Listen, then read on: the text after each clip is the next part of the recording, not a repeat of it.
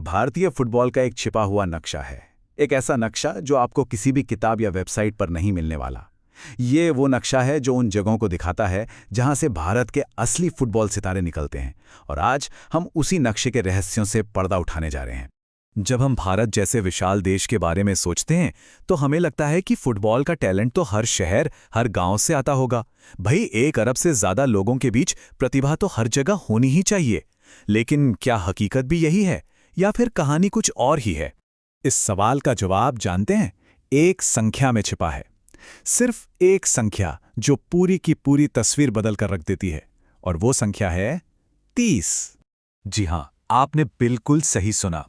भारत के 70% से ज्यादा टॉप फुटबॉल खिलाड़ी, वो जो देश के लिए खेलते हैं, जो आईएसएल में चमकते हैं, वो 700 से ज्यादा जिलों में से सिर्फ 30 जिलों से आते हैं। जरा इस बात की गहराई को समझिए। ये एक ऐसा आंकड़ा है जो इंडियन फुटबॉल के बारे में हमारी अब तक की सारी समझ को हिलाकर रख देता है। तो चलिए इस रहस्य को सुलझाना शुरू करते हैं। आखिर इन 30 जिलों में ऐसा क्या खास है? देखिए, बात सिर्फ जमीन या स्टेडियम की नहीं है। ये वो जगह हैं जहां फुटबॉल महज एक खेल नहीं, बल्कि जीने का एक तरीका है, वहां की संस्कृति का एक अटूट हिस्सा है। ये हैं पॉकेट्स ऑफ कल्चर। तो अब समय है इन आंकड़ों को नक्शे पर उतारने का और ये देखने का कि भारत में फुटबॉल के ये असली गढ़ आखिर हैं कहां-कहां। अगर हम उत्तर की ओर देखें तो पंजाब के होशियारपुर और गुरदासपुर फुटबॉलरों की नर्सरी बन चुके हैं। नॉर्थ ईस्ट में तो तस्वीर और भी ज्यादा साफ है। मणिपुर की घाटी से राज्य के 80% से ज्यादा टॉप खिलाड़ी आते हैं। और मिजोरम में राजधानी आइजोल अकेले ही आधे से ज्यादा टैलेंट का सोर्स है। और हां, पश्चिम बंगाल का जिक्र तो फुटबॉल के बिना अधूरा है, जहां के 3 जिले इस विरासत को आज भी आगे बढ़ा रहे हैं। अब जरा दक्षिण और पश्चिम का रुख करते हैं। केरल में फुटबॉल का जुनून उत्तरी जिलों जैसे मलप्पुरम, कालीकट और कन्नूर की हवा में घुला हुआ है। पश्चिम में महाराष्ट्र की कहानी तो और भी अविश्वसनीय है। राज्य के लगभग सभी प्रोफेशनल खिलाड़ी यानी 95% खेल मिनट सिर्फ मुंबई और ठाणे से आते हैं। और गोवा में फुटबॉल का दिल दक्षिण गोवा के साल्सेटे में धड़कता है। ये टेबल देखिए, ये तो पूरी कहानी खुद ही बयां कर रही है। महाराष्ट्र जैसा विशाल राज्य और लगभग सारा का सारा प्रोफेशनल टैलेंट सिर्फ 2 शहरों से आ रहा है। ये दिखाता है कि प्रतिभा का पूल कितना संकरा और कुछ ही जगहों पर सिमटा हुआ है। लेकिन इस सारे डेटा में एक बहुत ही दिलचस्प मोड़ भी है। एक ऐसी कहानी जो दिखाती है कि कैसे कभी-कभी एक अकेला खिलाड़ी पूरे आंकड़ों का रुख बदल सकता है। और वो नाम है सुनील छेत्री। स्रोत में कहा गया है, और ये शब्द बहुत मायने रखते हैं, दिल्ली को नक्शे पर लाने के लिए अकेले छेत्री ही काफी हैं। जरा सोचिए, एक राजधानी शहर का फुटबॉल में जो नाम है वो मुख्य रूप से सिर्फ एक व्यक्ति की वजह से है। उनकी विरासत इतनी बड़ी है कि उनके रिटायर होने के बाद भी इसका असर सालों तक आंकड़ों में साफ साफ दिखेगा। और ये चार्ट उस प्रभाव को बिल्कुल साफ साफ दिखाता है।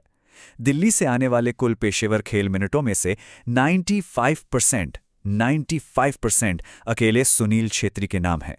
ये एक असाधारण आंकड़ा है जो एक महान खिलाड़ी के अद्वितीय योगदान को हमेशा के लिए अमर कर देता है। तो अब तक हमने ये देख लिया कि प्रतिभा कहां-कहां केंद्रित है। लेकिन अब सबसे बड़ा सवाल उठता है, ऐसा क्यों है? आखिर इन मुट्ठी भर जगहों पर ही प्रतिभा क्यों पनपती है? अक्सर हम ये सोचते हैं कि वर्ल्ड क्लास खिलाड़ी बनाने के लिए शानदार स्टेडियम और महंगे महंगे विदेशी उपकरण चाहिए। लेकिन ये नक्शा हमें कुछ और ही बताता है।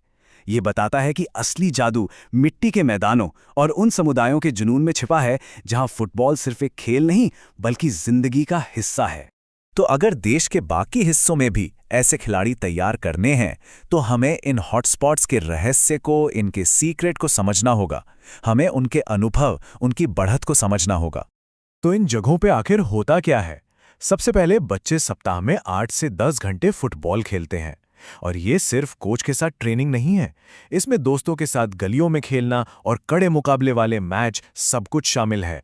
वो एक ऐसे इंटेंस और कॉम्पिटिटिव माहौल में बड़े होते हैं जहां उनसे हमेशा अपना बेस्ट देने की उम्मीद की जाती है। यहां स्टैंडर्ड्स बहुत ऊंचे रखे जाते हैं। तो असली मुद्दा यही है। असल चुनौती महंगे मैदानों या ब्रांडेड जूतों की नकल करना नहीं है। असली चुनौती उस जुनून, उस तीव्रता और विकास के उस माहौल को देश के दूसरे हिस्सों में तैयार करने की है। तो हमने इस छिपे हुए नक्शे को देखा, इसके पीछे की वजहों को समझा और एक संभावित रास्ते की रूपरेखा भी देखी। अब सवाल भविष्य का है कि इस जानकारी का इस्तेमाल कैसे किया जाए।